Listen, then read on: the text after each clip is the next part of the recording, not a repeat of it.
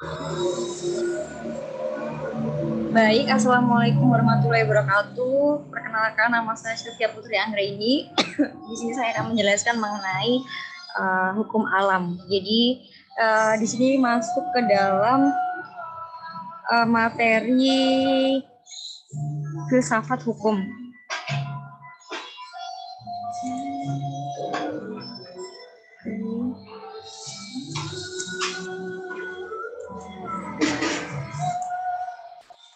Mohon maaf kameranya.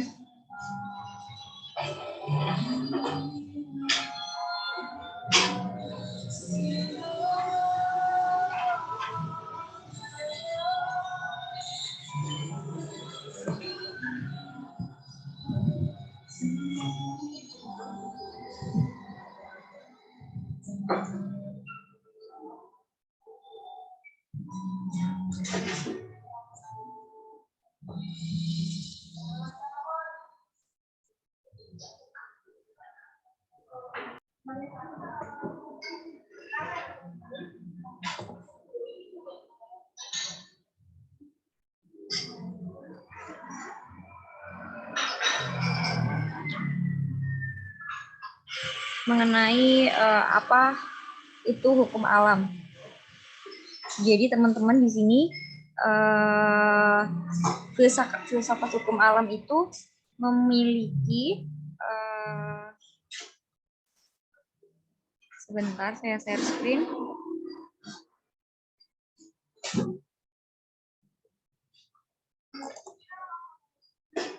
Nah, jadi filsafat hukum alam atau juga disebut natural law itu lahir sejak zaman Yunani.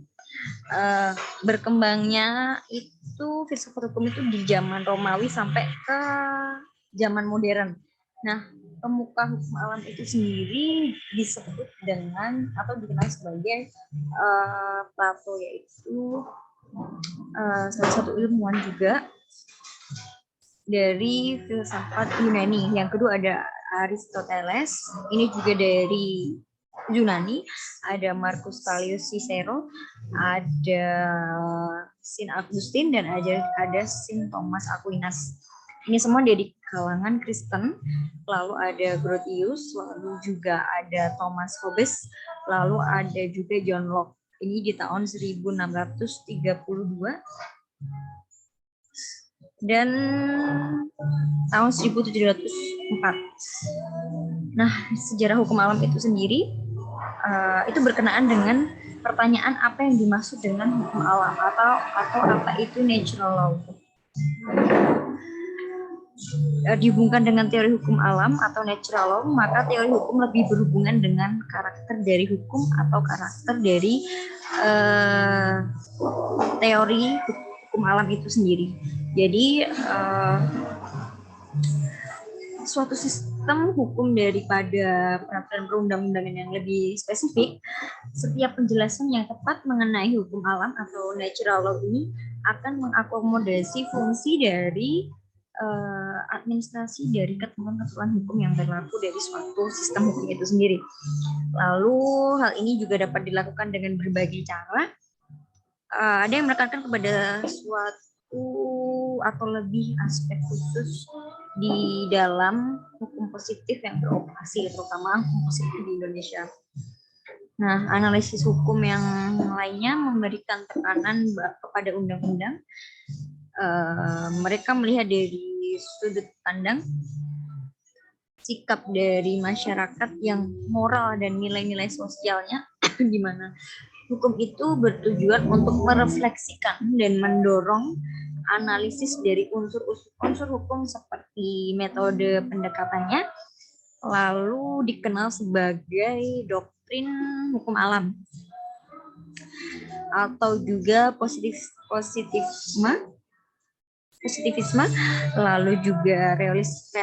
Nah, dari ketiganya tersebut menawarkan sesuatu yang sangat berharga untuk diperhatikan, dan dengan demikian juga di dalam pembuatannya pun saling bersaing dan tidak bersinggungan satu sama lain. Jadi terkadang di antara tiga doktrin tersebut menimbulkan konflik dalam usaha untuk mendapatkan sebuah pengakuan. di kontribusi masing-masing seringkali digunakan sebagai alasan kritik terhadap metode yang lain. Nah, sama halnya juga dengan banyak bidang studi lainnya, sejarah hukum tersebut dari alam atau the law of nature ini dimulai pada zaman Yunani. Filsafat-filsafat Yunani itu melahirkan standar yang lumayan absolut terhadap hak dan keadilan. Hal ini didasarkan pada apa? Didasarkan pada kepercayaan pada berlakunya kekuasaan supernatural atas hukum, di mana manusia seharusnya mematuhinya. Namun pertanyaan real pertama dari manusia seharusnya mematuhinya ini dari sudut pandang terminologi filsafat ya teman-teman. Jadi berasal dari abad ke-6 sebelum Masehi. Jadi hukum manusia ini dikatakan sebagai tempat dalam tata benda yang berdasarkan atas kekuatan yang mengontrol segala hal. Jadi hukum ini mengontrol dari semua tata tatanan yang berlaku. Nah, apa reaksi dari ajaran ini? Reaksi dari ajaran ini itu datang pada abad-abad berikutnya.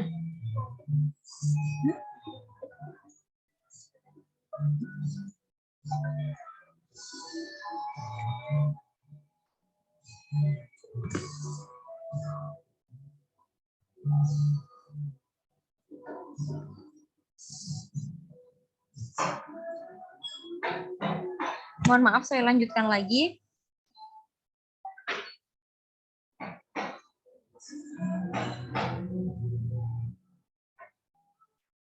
Nah, selanjutnya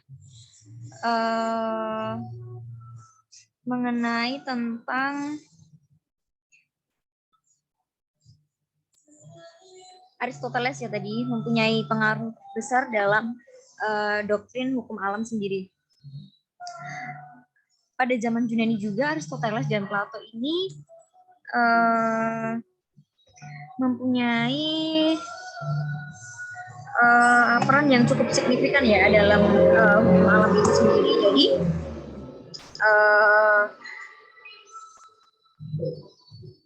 pengakuan terhadap akal manusia itu terbentuk dari konsepsi Stoik mengenai hukum alam. Dua Stoik ini mengatakan untuk akal berlaku terhadap semua bagian dari alam semesta dan manusia adalah bagian dari alam semesta.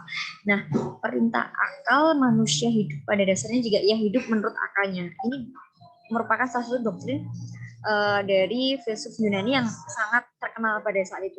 Lalu yang kedua adalah doktrin hukum alam, natural law, kemudian sampai pada tingkat di mana alam universal memimpin melalui akal dan kritik yang dijalankan oleh manusia langsung kepada tingkah laku yang seharusnya secara normatif dijalankan. Nah, keharusan yang normatif ini dianggap sebagai bagian yang lumayan integral ya teman-teman. Karena apa? Karena kritik yang dijalankan oleh manusia langsung kepada tingkah laku yang seharusnya secara normatif itu dijalankan. Keharusan yang normatif ini dianggap bagian dari integral dan didukung oleh secara moral.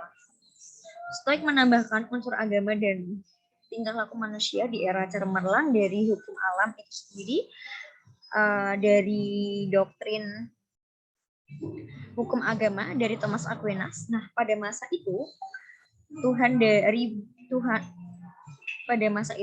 dari agama Kristen itu menganggap bahwasanya sumber kekuatan akal yang berasal dari Tuhan itu misalnya adalah diketemukan dalam 10 perintah Tuhan, yaitu ada di kitab-kitab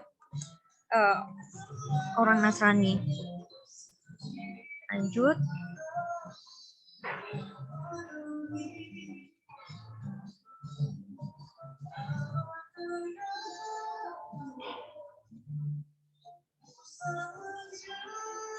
Nah, di sini kita akan membahas table of content-nya adalah pengertian hukum alam. Jadi apa itu hukum alam? Lalu kita membahas mengenai teori hukum alam. Lalu yang ketiga kita membahas mengenai kekuatan dan kelemahan hukum alam. Nah, jadi apa itu pengertian hukum alam?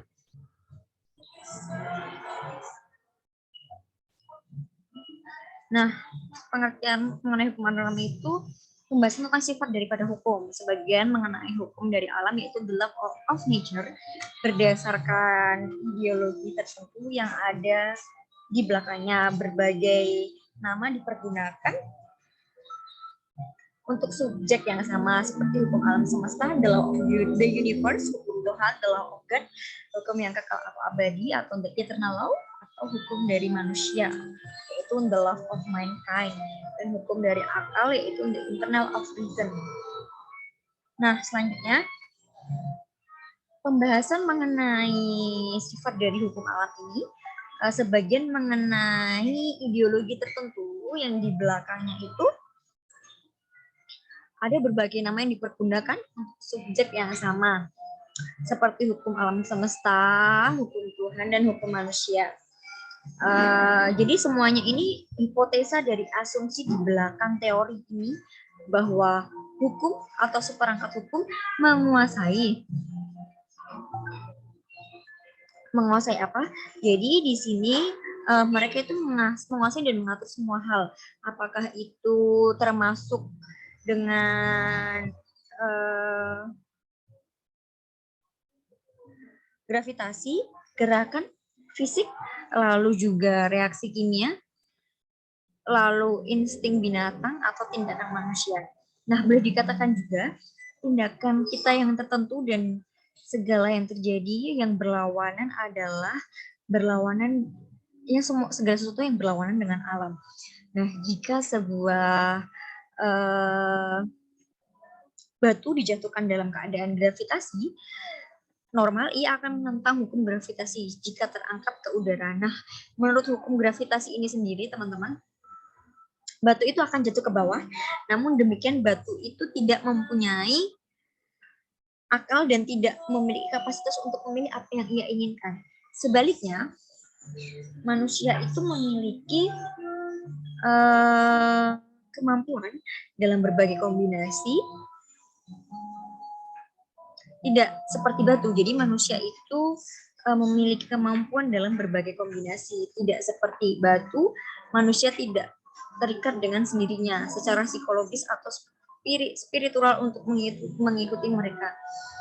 Nah, kita seharusnya itu sebagai manusia dapat dipakai dalam hubungan dengan batu dalam pernyataan sebagai berikut. Batu itu seharusnya jatuh oktuval ke bawah bila kita melepaskannya. Sama juga dengan hukum alam, ini menurut Nyana Dharma, yaitu beliau menjelaskan bahwa salah satu konsep dalam ajaran agama Buddha mengenai hukum-hukum yang bersifat universal. Hukum alam itu dapat dibagi ke dalam 5 kelompok, yaitu apa saja? Yang pertama adalah utu niyama. Utu niyama itu apa? Utu niyama itu adalah hukum ini mencakup semua fenomena anorganik termasuk hukum-hukum dalam fisika dan kimia. Contohnya apa? Contoh dari hukum ini adalah mengenai terbentuk dan hancurnya bumi, planet ataupun juga tata surya, lalu juga galaksi, temperatur, lalu juga iklim bumi. Bisa juga ini mengenai angin ataupun juga erupsi ataupun juga segala sesuatu yang bertalian kepada energi. Lalu yang kedua adalah biji niyama. Biji niyama itu apa? Jadi biji niyama itu adalah sebuah hukum yang mencakup segala gejala organik seperti di dalam biologi ya. Nah, contohnya apa? Contohnya dari biji niyama ini adalah perkembangan hewan ataupun tumbuhan, lalu mutasi gen manusia, pembuahan, proses perkembangbiakan pada tumbuh-tumbuhan. Lalu ada lagi juga cinta niyama, yaitu mengenai pikiran, misalnya bagaimana proses kesadaran bekerja, lalu hukum ini bekerja pada memori manusia dan bagaimana psikis seseorang. Lalu yang kelima ada yang namanya dhamma niyama, yaitu mengenai gejala sesuatu yang tidak diatur oleh keempat hukum di atas. Jadi hukum ini mencakup mengenai konsep abstrak, yang dikembangkan manusia seperti dalam ilmu matematika, di mana realitas dan alam itu menjelaskan dalam bentuk abstrak ataupun juga bisa disebut tidak terwujud. Ini adalah salah satu pengertian hukum alam. Lalu, nah, apa saja teori hukum alam itu? Jadi teori hukum alam itu ada dua. Yang pertama adalah teori sejarah. Yang pertama adalah teori sejarah. Yang kedua adalah teori teokrasi. Jadi di sini saya mempunyai pertanyaan, kenapa orang tunduk dan taat pada hukum? Nah, teori hukum alam ini seperti saya jelaskan tadi bahwasanya digagas oleh beberapa filsafat Yunani yaitu Aristoteles, Thomas Aquino, dan Grotius. Lalu menurut Aristoteles ini hukum orang-orang tunduk dan taat pada hukum itu karena yang pertama hukum itu berlaku karena adanya penetapan negara. Lalu yang kedua, hukum itu tidak tergantung pada pandangan manusia. Nah, lalu hukum alam itu sebagai oknum yang asli berlaku di mana tidak mengenal waktu dan tempat. Lalu orang-orang yang berpikiran sehat dan merasakan hukum alam itu selaras dengan kodrat manusia. Jadi sudah sewajarnya apabila manusia itu berpikir bahwa hukum alam itu memang ada. Lalu menurut Thomas Aquino, ini teori hukum alam itu segala kejadian dalam hal ini perintah dan dikendalikan oleh suatu undang-undang abadi atau juga bisa disebut sebagai undang-undang lex eterna yang menjadi dasar kekuasaan dari peraturan lainnya. Nah, lex eterna ini adalah kehendak Tuhan. Kehendak Tuhan. Nah, menurut Thomas Aquino ini pula hukum alam itu memuat dua asas, yaitu yang pertama adalah asas umum atau principia prima. Ya, ini asas dengan sendirinya yang dimiliki manusia sejak lahir dan mutlak diterima oleh manusia. Contohnya apa? Contohnya adalah ketika manusia berbuat baik. Ini merupakan asas umum. Lalu yang kedua adalah asas yang diturunkan dari asas umum atau bisa disebut dengan principia secundaria, yaitu asas yang merupakan tafsiran dari principia prima yang dilakukan oleh manusia. Nah, lalu selanjutnya ini menurut Thomas Aquino. Menurut Thomas Aquino ini dia membagi menjadi 4 macam golongan hukum. Yang pertama ada lex aeterna atau hukum abadi, yaitu rasio Tuhan sendiri yang mengatur segala hal yang ada sesuai dengan tujuan dan sifat merupakan sumber segala hukum. Yang kedua adalah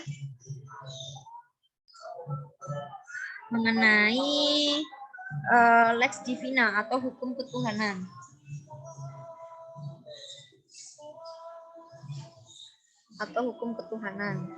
Yang keempat ada lex naturalis atau hukum alam, dan yang kelima adalah hukum positif atau ius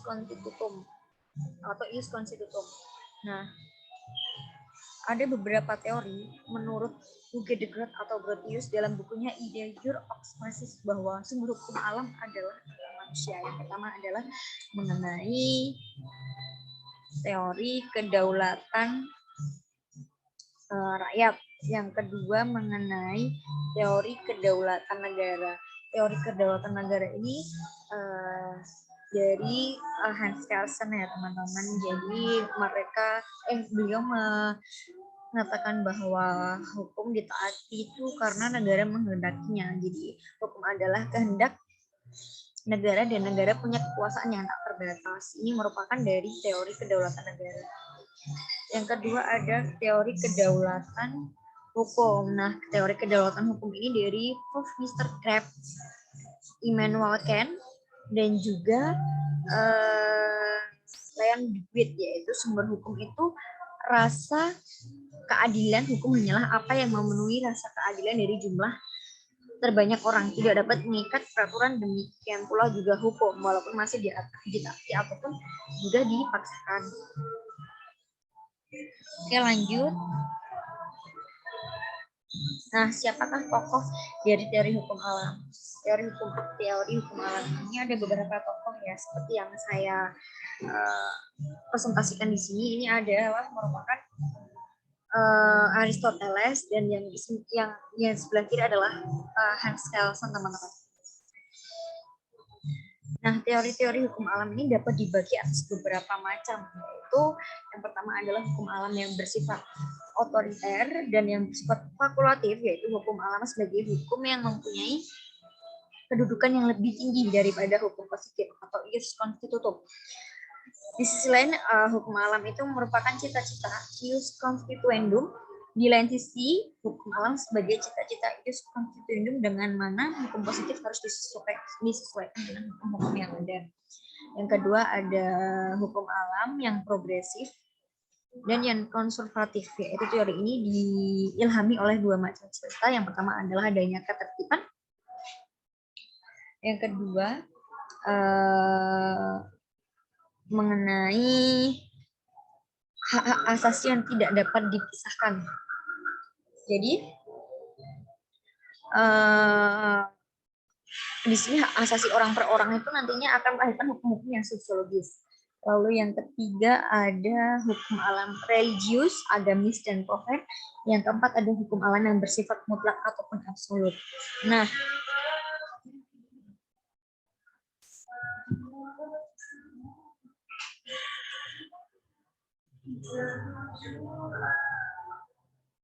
ini teori hukum alam ini menurut Plato itu cukup banyak ya filsuf yang menjadi pemikir atau penggagas teori mengenai hukum alam. Pemikiran masing-masing dari tokoh-tokoh tersebut itu, yang pertama adalah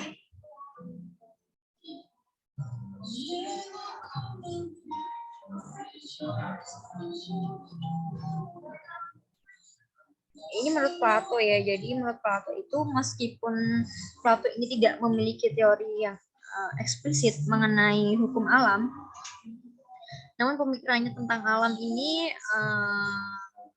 mengandung beberapa elemen yang ditemukan dalam teori hukum alam. Nah, menurut Plato ini kita hidup sebagai manusia ini tertata adalah bentuk yang paling fundamental, yaitu sebuah bentuk kebaikan. Yang kedua menurut Marcus Aurelius. Jadi Marcus Aurelius ini mengatakan bahwa dengan prinsip aliran Stoiknya, konsep hukum alam itu diartikan sebagai prinsip yang meresapi alam semesta, yaitu akal yang menjadi dasar bagi hukum dan keadilan. Nah, selanjutnya di sini saya akan menjelaskan mengenai fungsi-fungsi hukum alam. Jadi fungsi-fungsi hukum alam ini bisa dilihat, teman-teman. Yang pertama ada hukum alam sebagai sarana koreksi hukum positif. Yang kedua, hukum alam menjadi inti hukum positif seperti hukum nasional. Yang ketiga, hukum alam sebagai pembenaran hak asasi manusia. Dan yang kelima adalah sebagai keabsahan hukum nasional. Nah, instrumen utama pada saat ini menurut fungsi hukum alam ini sendiri, ini menurut Friedman dan Sapti Djorharjo ini, fungsi hukum alam ini mempunyai instrumen utama pada saat hukum perdata Romawi kuno ditransformasikan menjadi suatu sistem hukum internasional yang luas. Yang kedua adalah menjadi senjata yang dipakai oleh pihak gereja dan pihak kerajaan dalam pergaulan mereka. Lalu yang ketiga, keabsahan hukum internasional ditegakkan atas nama hukum alam. Ini merupakan sesuatu yang absolut. Lalu selanjutnya, nah, kita masuk ke dalam kekuatan dan kelemahan hukum alam. Jadi teman-teman, kekuatan hukum alam ini, universalitas ini terlihat pada pemberlakuan nilai-nilai value atau moral, yakni dengan nilai-nilai yang diturunkan dari Tuhan, dan secara filosofis ini menjadi acuan bagi pembentukan hukum positif. Lalu kelemahannya apa? Sifatnya ini, kalau kelemahan dari hukum alam ini bersifat universal, maka perlu untuk dilakukan positivisasi, yaitu nilai-nilai ini di dalam hukum alam tersebut agar secara konkret dapat diketahui bentuk hukumnya untuk dapat diterapkan di dalam kehidupan sosial. Jadi teman-teman, prinsip utama dalam hukum alam itu bersifat universal. Ini kunci pokok utamanya ya, bersifat universal. Nah, nilai-nilai yang diajarkan di dalam hukum alam ini berlaku bagi semua pihak.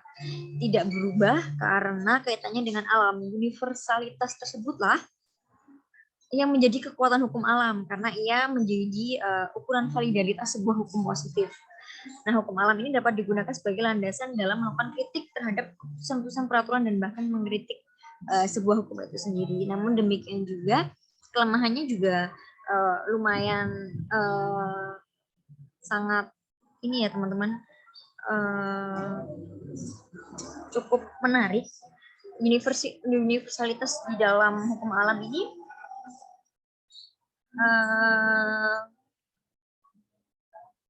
prinsip-prinsip dalam hukum alam ini menjadi bersifat abstrak sehingga perlu di breakdown atau diterjemahkan ke dalam peraturan yang lebih konkret. Mengacu pada struktural fungsional juga, secara singkat dapat dikatakan bahwa kekuatan hukum alam adalah pada nilai-nilai the values-nya dan kelemahannya ada pada kekuatan berlakunya atau juga disebut dengan the energy. Lalu teman-teman, nah saya akan menjelaskan sedikit mengenai hukum alam zaman modern ya. Periode ini kan zaman keinginan di Eropa. Perdebatan tentang hukum alam itu terkait dengan isu-isu hak individu manusia dan batas-batas dari pemerintah. Lalu yang terakhir adalah mengenai kesimpulan. Nah, reaksi dari ajaran ini datang pada abad-abad berikutnya, di mana ada perbedaan dan kemungkinan timbulnya konflik antara hukum alam, natural law, dan hukum yang dibuat manusia. Pada zaman Yunani, Aristoteles dan Plato itu membangun kembali hukum alam. Sampai hari ini hanya Aristoteles yang mempunyai pengaruh terbesar dalam mendoktrin hukum alam. Aristoteles menganggap bahwa manusia adalah bagian dari alam dan bagian dari sesuatu, tetapi juga diikuti dengan akal yang cemerlang, membuat manusia sesuatu yang istimewa dan memberikannya keputusan yang menonjol. Baik.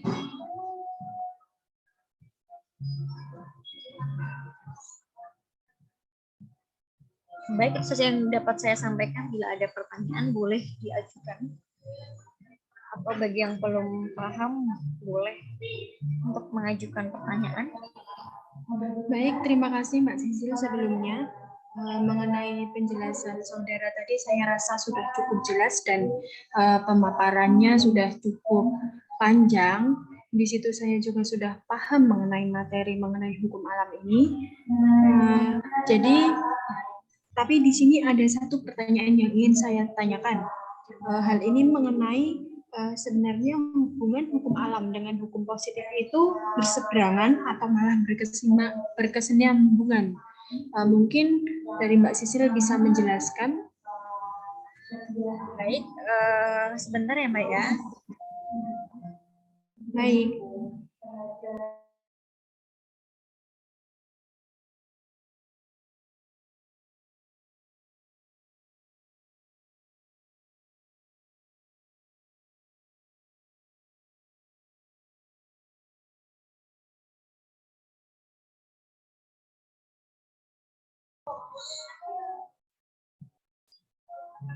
Oke, jadi gini Mbak.